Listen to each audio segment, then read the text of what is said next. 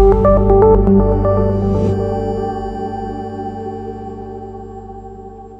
you very much. I'm very happy to be here. Thank you very much for inviting me. When I got in contact with you and you asked me to give this talk, I was super excited. But at the same time, I felt a bit embarrassed because I'm probably the least competent person in the room regarding coding in general and Python in particular. So I was thinking, okay, what am I gonna say, or that could be useful for them. And I decided to take the perspective of using Python by someone who doesn't really know how to code. And I want to tell you a bit of my personal story with coding and Python in particular, and how I used it in different contexts. And the bottom line is that I believe that everyone should learn that language, especially if this is going to be their only language, like me. More specifically, the message I want to convey today is well summarized by a quote. And the problem is that I was remembering this quote and I was trying to find it, and I couldn't. So I don't know the quote exactly, and I obviously don't know the author, but maybe it will tell you something. This is probably something that I read on Twitter. And this person was writing something like, okay, if you learn to code and then become a professional programmer, then you will be yet another coder among thousands. But if you do anything else, psychology, physics, history, medicine, art, and you know how to code, all your peers will think you're a wizard. And this is really what I felt sometimes, using Python, not being a coder, or at least a professional coder. So to explain you my personal story, I have to start early and explain you more generally how I went sort of into coding. It started very early. Actually, I started to code on an Atari ST, so maybe very few people in the room have used this computer. I was a kid at the time. I was coding in BASIC. It was fun, but it was tough because there was no internet, no Stack Exchange at the time, and when you had a bug, you could spend days on it. And then for some reason, when I became a teenager, I completely gave up. I think I realized that playing music, guitar, and so on was more useful for getting girls. And then I gave up with coding. I don't know why. And it lasted several years. I started to study physics and not really coming back to coding. The first time I had the opportunity to come back and do a little bit of code was for an internship. Actually, I was analyzing images from the Hubble Space Telescope. That was a lot of fun. So I was not really doing the image processing. I couldn't do this. I was doing things more like putting if-else, trying to detect interesting events in the images. But then that was interesting because I had to learn a little bit of C and so on. And after that, I went into a very specific field of physics. I was doing theoretical physics. And I was working on my PhD was on, well, to say quickly, it was on the beginning of the Big Bang. It was a field of physics called quantum gravity. And this is super abstract. It's very close to pure mathematics. So I put you a sample of one of my papers. So it's huge formulas with a lot of letters. We were proving theorems. It was very close to mathematics. And all the people who were working in this field, of course, they are pure mathematicians or theoretical physicists. They absolutely don't know how to code, or at least it was the case 15 years ago. And I remember doing this, C processing with the images. And I remember once I came and went to see my advisor and asked him, why don't we take one of these ugly formula and try to compute, numerically what it is? And he was like, yeah, it's interesting. Because, for us, it was just abstract stuff. And then that was very, very interesting because I started to come back to C and do some kind of numerical calculations on those things. And it was very surprising for everyone because I was the only one to be able to do this kind of numerical calculation among the crazy mathematicians. And I started to realize that it was a kind of strength, even if I was not very, very good. This is a first example of being able to code in an environment where people don't generally how to code. That was interesting. And then, so actually in this field of science, there are not many jobs, you know, quantum gravity. So I knew from the beginning that I would go for something else afterwards. So I decided to go and try to find a job in R&D in industry. And actually, I started at Saint-Gobain. You've seen some of my colleagues from those days today. For some reason, I managed to convince them that, you know, theoretical physics and applied mathematics, it was not too far. I'm not sure it was true, but and I started in this team called Applied Mathematics, and some of you have seen Alessandro Giassi. He gave a talk this afternoon, and we were working in the same team at the time. And so I started to do actually a bit of data science. It was not called data science at the time. In 2004, it didn't existed, and a little bit as well of more like combinatorial optimization, that kind of thing. And of course, I had to code at that time, you know. So, and I had to learn how to do it. And the type of languages that I was using at the time were mostly C++ and R. The story with R was interesting because our boss was very fond of R. It was not very popular at the time. It was 2004, so it was kind of cryptic language. But it was fun to learn. And of course, at some point, I had to use my dear friend MATLAB.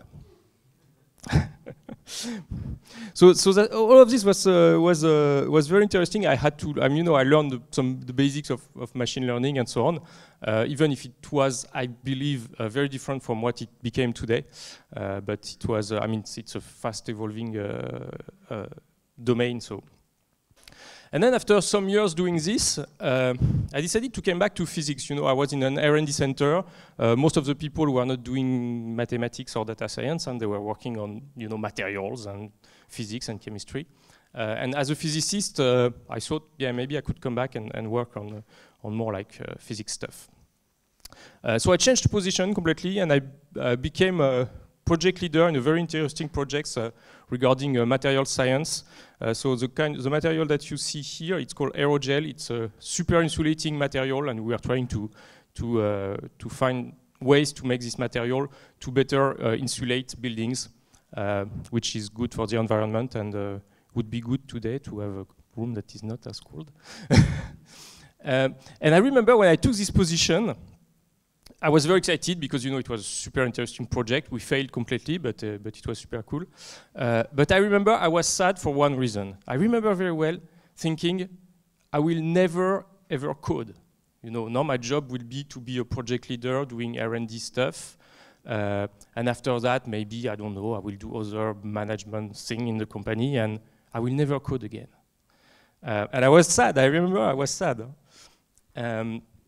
And still, in this project, it was not really my job, but I managed to you know, sneak a little bit of coding into my job, still using MATLAB and doing some kind of heat transfer simulation. This is not my simulation actually, but this is exactly the kind of thing I was doing. So using MATLAB and the awful jet color map. And you know, with this, I was you know, able to still satisfy my love of coding, even if it was not really my job. So still no Python at the time, and there is one reason for that. When I was in the applied mathematics team, there was this, one of my colleagues, he was a Russian guy. He was probably the strongest of us in terms of mathematics and programming in general, and he was using Python. And for some reason, I mean, all in the team, we were all convinced that Python was a crazy cryptic language, very complicated, and you know that was okay for the Russian mathematician, but you know for us it was impossible to understand. And for us, I remember at the time I had the image of, you know, Python is a very difficult language for very expert people, and obviously I was very wrong. And so, after working on this project, I moved to the US to work on another project more related to ceramics. So here you have a SEM, electronic microscope image of a ceramic. And that's interesting because the reason why they were interested in what I could do is that I had this, you know, materials physics background, but they knew that in the past I had been doing data analysis and that kind of thing, and they had a lot of data from measurement, from images, and they were thinking I could help them with this. So I had to really go back to coding. And this is the moment where I decided to divorce with MATLAB and start Python. I never regretted.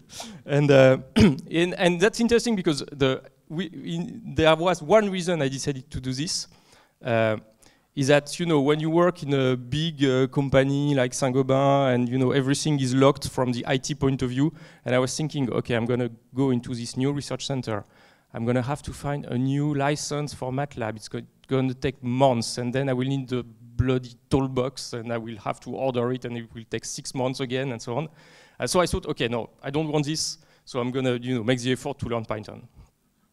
I was in this. I was helped by several things that I want to acknowledge today. One of these was WinPython. So I don't know if there are some people in the room that were contributing to WinPython. So it's a Python distribution that has several good advantages. It has all the scientific package that you need, at least to start. So this is very good. It has this editor called Spyder, which is, you know, close to MATLAB. So for people like me transitioning from MATLAB to Python, it was very good. And it has one awesome feature, is that it's portable.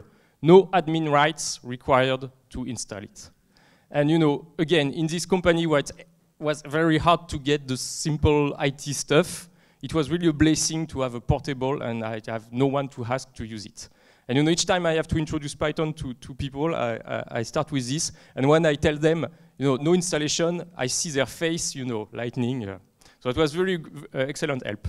The other thing that was very useful to me at the time, it's not strictly Python related, but it's something called Project Euler. I guess some of you know that. It's a website where you have some puzzles, mathematic puzzles that you can solve. You can try to solve. And I think there is one new problem every week, so probably now they are at, I don't know, 500 or something. And at the time, I thought it was a very good exercise for me, so I think they go in increasing difficulty, so I started with the first one, which is very easy, and then the second one, and you know, doing the first 50 problems in Project Euler was a very good way for me to get used to Python. So actually, as I was saying, I joined this project, and I started to work on data about ceramics, the performance of ceramics, and so on. I quickly got questions regarding, you know, that kind of images. Can you do something with it, and so on. And this is where I started to learn scikit-image. It was a lot of fun. So thank you to all the people who worked on this.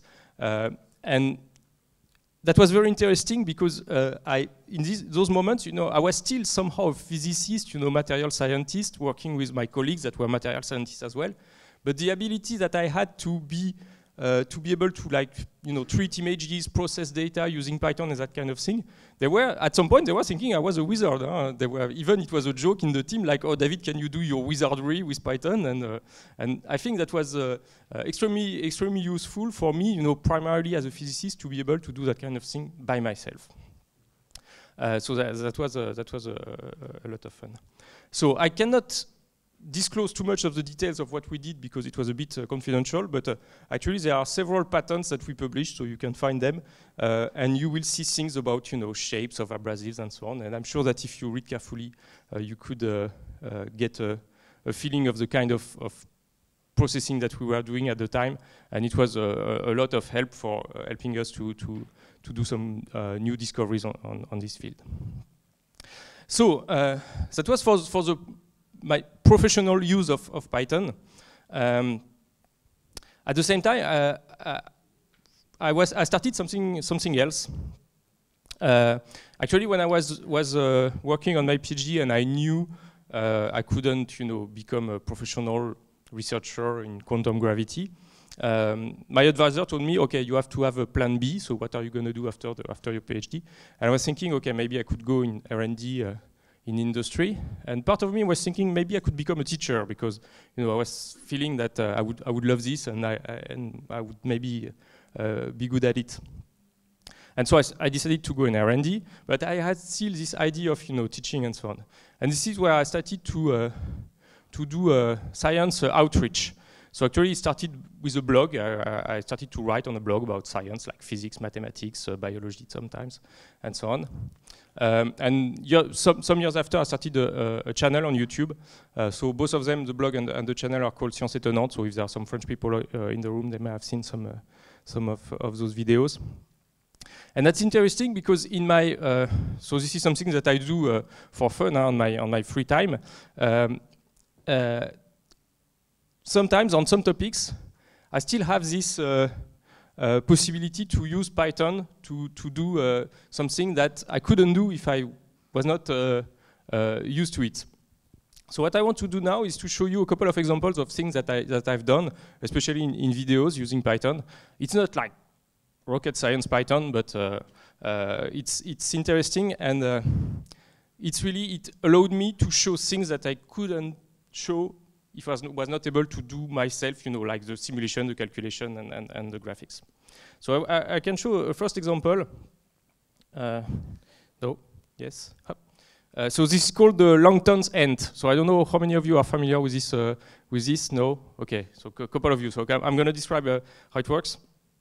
It's a cellular automaton, and it works with very simple rules. Huh? So imagine you have a big board made out of square, and you have an ant on the square, and each square can be either black or white.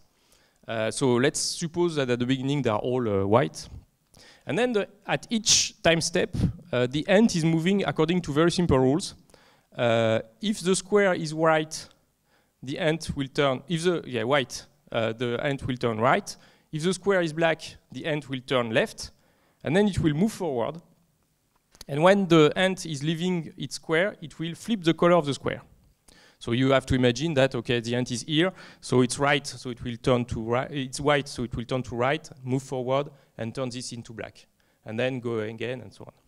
And then you run the simulation, and you're looking at what's happening. So now I'm going to show you a video that I made with Python, and that was included in one of my videos on the channel. So what you will see is from a bit further from that, you will see the evolution of the ant. Okay, so this is what the ant is doing. So the ant is traveling according to the rules, and changing the squares black and white. And what you see is at the beginning, the ant is building some kind of symmetrical pattern. And what's funny is that after a couple of hundred time step, the ant will start to do things that are not as regular. And I will move forward. It will develop structures like this, and then there is absolutely no symmetry. It's like completely chaotic behavior.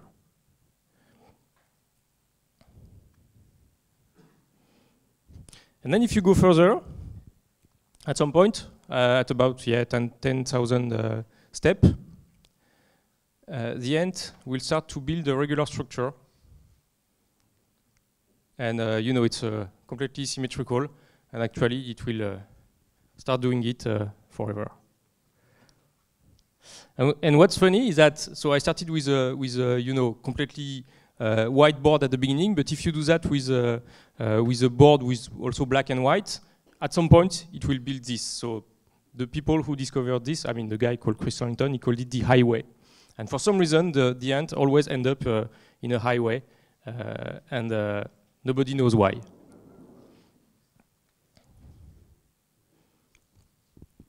Okay, another thing that I can show is something that I did about, so it's quantum mechanics. So if you know a bit quantum mechanics, there is this funny experiment called the double slit experiment, where you take electrons and you shoot them through slits, and it will build a pattern that looks very much like the interference pattern that you get with light. And it's something very surprising. And to illustrate this concept, so I did some simulations. So this is a kind of simulation that you can do. So I'm simulating the propagation of waves, and here I have slits. So this is actually simulating what would happen with water. So if you have like waves on the water, and then here you get a familiar phenomenon that is called diffraction. And then when the waves that are coming from the two slits are meeting, you see another interesting pattern, which is called interferences. And this is something that is typical with waves. And what's funny is that you get the same phenomenon if you do that with with electrons. So here it's actually a simulation, but it's what you would observe in a real experiment. You shoot electrons through the slits, and progressively you see the interference pattern building. And it is considered by some, including me, the most beautiful experiment in physics, because this is really something that proves that electrons, they behave both as a particle and as waves. Okay, another thing that I was able to do in the video, thanks to Python, was about chaos theory. So it's a very fascinating topic, and the fact that I was able to run some simulation to really demonstrate what it is was really a big plus in showing this in the video. So, for instance, I can show you a famous thing that you can show when you do chaos, is to show a double pendulum. And you know, the specificity of chaos is that if you start an experiment with a slight difference in the initial conditions, so here the two pendulums, they started almost the same, with just a 1 degree difference in the angle.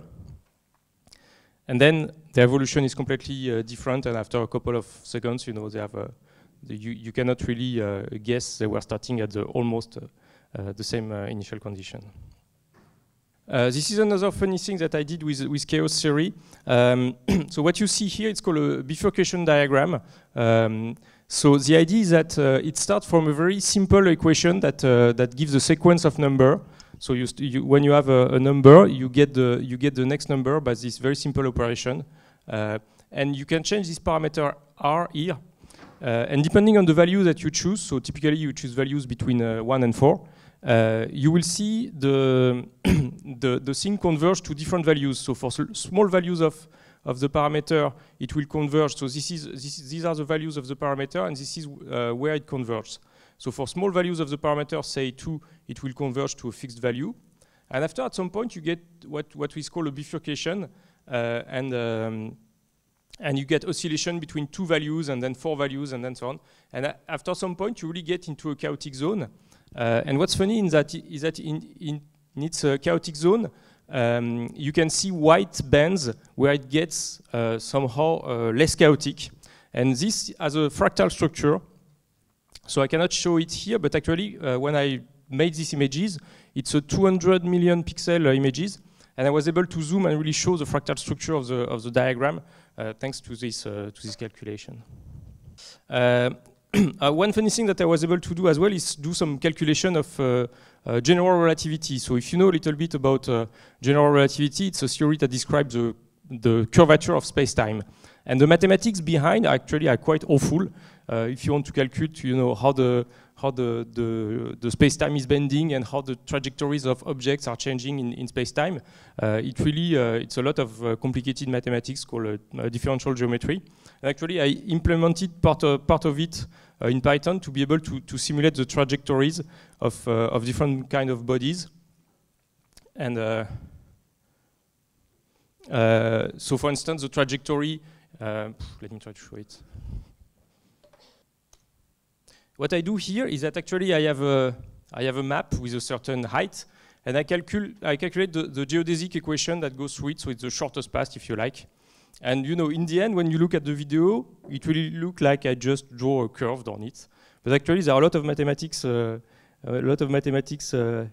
hidden behind. And just to give you a flavor. Okay, this is the kind of mathematics that you find behind. It's just drawing this curve. And it was really a lot of fun. It doesn't add a lot to the video, I have to say. It does just look like I draw the curve, but actually I really solved the mathematics and did all the calculation in Python. Okay, now I want to show another example of something that I did. Actually, it's probably my favorite video that I made. I called it the machine to invent words. And you will see, if you've seen the talk by Marco this afternoon, you will see some similarities.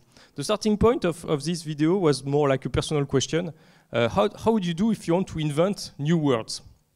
So, you know, one way to do might be to just, you know, draw some random letters and, okay, you get a new word. Perfect. The problem with this, for instance, let's say you're French, is that it doesn't really look like a French word. And there are some reasons for that. You see, there are some letters that are not very common in French, like the W, the X, and so on. And the other problem is that there are some transitions between the letters that are totally unexpected in French. Like you never get a J followed by a B, or an X following a W. So I started to think on how to make this better. And there is one idea that you can use, is that you take words from a given language, so let's say French, and you look at all the transition probabilities between the letters that you find in real words, and you can see what are the transitions that make sense in that language. So if you do that in French, for instance, here you have the relationship between pairs of letters. So for instance, you can say that in French, if you have a Q, most of the time it will be followed by the U, which you know if you're French. You see, for instance, that a K can be followed by an A and an E, but probably not by a D. So you can get a transition matrix like that, and after you can build a Markov chain with this to generate new words. So actually, there is a trick. I don't use actually only 2 letters like this, so not bigram, but trigrams. So I look at the letter that will come looking at the 2 previous letters. There is a reason for that, is that if you don't do this, you can get something like, so in French you can have double letters, like L and L. But if you don't do the trick with the trigram, you could get L, L, L, L, L, L, which obviously is not correct. Or you could get words starting with 2 L's, which does not exist in French. So I did this with trigrams, and I run the machine to invent words. And this is really the word. There is no editing. This is the word that were coming out of the thing. And that's funny because sometimes, of course, you get real words, like there is here mission. But you have a lot of words that they don't exist in French, but they sound reasonable. So I had a lot of fun. Even in the videos, I wrote small poems in the end using those kind of words.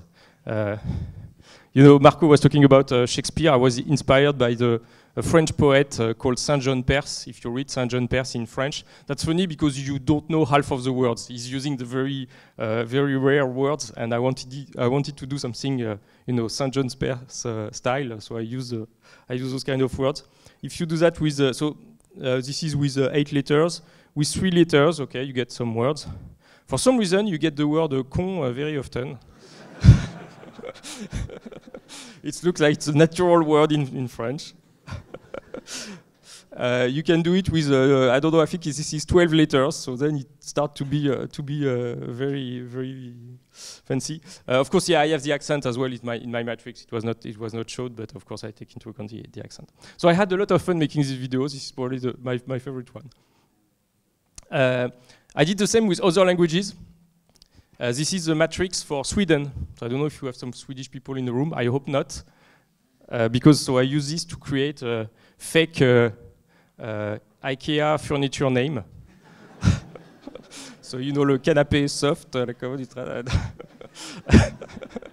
I think it works quite well. You could have that in a catalog, and it would look reasonable. Okay, the last one that I want to show is important for me because this video, no pun intended, actually changed my life. So it's a video about the game of life. So I'm sure that most of you know the game of life. Huh? This nice cellular automaton where you flip the color of cells according to some very simple rules. And when you do this, there are some situations where you can get very nice structure, crazy things evolving and so on. Okay, I will do that. Because in this video, I mean, the content was very classical because I was explaining what the game of life is and what you can get and so on. But most of the value of it was the fact that I had a lot of videos showing a game of life simulation, and even for complicated patterns. And I was able to do this, again in Python, and I was able to simulate fancy things. So, for instance, this is a glider, a complicated glider, when actually it looks like a spaceship, traveling and so on. I can show you another one that I like a lot. I think this is this one. So actually, it's a huge simulation, and you have many cells everywhere, and it's evolving, and you see they are sending things. And here it's building the glider that we've seen before. and then this one start to fly and so on. And you know, I don't know, this is something like 8K video or something, so I was able to, you know, zoom in and zoom out and demonstrate it. So in terms of calculation, it's not a lot. I mean, the game of life, it's not very complicated. You just have to do it right if you want to be reasonable in time, because here, you know, I have a huge amount of cells to simulate. And I had a lot of use of the animation package in Matplotlib, because then for this, it's not visible here, but for other videos, I was able to do like, you know, camera movement and that kind of thing in 3D. So I had a lot of use of this, and again, it was very beneficial, and it had a lot of values, I think, to the kind of thing that I was showing in the video, and this one. So now, as I said, actually this video changed my life. Because this video, one day, was seen by that guy. So this guy is called Serge Asquet. He's a creative director at Ubisoft. So for those who don't know, Ubisoft is one of the biggest video game developer. It's like the third company in the world. It's a French company. And Serge Asquet is really the guru of the company. He's really the guy deciding what kind of games Ubisoft is gonna make and so on. And he saw my video, and he wanted to meet me. So I met him. You know, I'm not really too much of a gamer, and I was a bit surprised. You know, I was still working at Saint-Gobain at the time. And we had a great conversation about the kind of games he wanted to make, and he was convinced that the Game of Life was a good example of the kind of game he wanted to make. So that could be a bit surprising, but actually, it's a big title, but the kind of games that Ubisoft wants to build could be called emergent gameplay in systemic open world games. So what does that mean? If you've played some games like this, you know they happen, so they are called open world games, meaning that this is a huge environment, like, you know, in Greece or in Montana or whatever, and you are free to go almost everywhere, and you know there is no linear story that you like the one that you may see in some games or some older games. And you are free to do whatever you want and, you know, wander into the world and you know, build your own story. And the kind of thing that Serge loves to, wants to make or loves are the games that are called systemic. So what's a systemic game? It's a game where you don't write a given story that the player will experience, but you just put many components that will actually act as a simulation. So for instance, you imagine that, okay, you will put a simulation of the vegetation, of the animals, you will put a simulation of the weather and so on, and you have all those components interacting, and they are like a giant dynamical system. And then unexpected things will happen, and in particular will happen to the player. And the idea is that, you know, every player will have a different experience in this world, because there will be emergence. So I didn't mention the concept of emergence, but this is typically what you see in the Game of Life and in the Langton's End as well. This is the idea that when you sometimes you put together different systems, small components, and the interaction will produce something bigger or unexpected. And this is really the kind of thing that that Ubisoft want to put in the games. You have, for instance, an example here. Okay, let's say you have to chase this car to get the guy or whatever. One way is to do it, you know, the regular style. You chase the car and maybe you shoot the guy.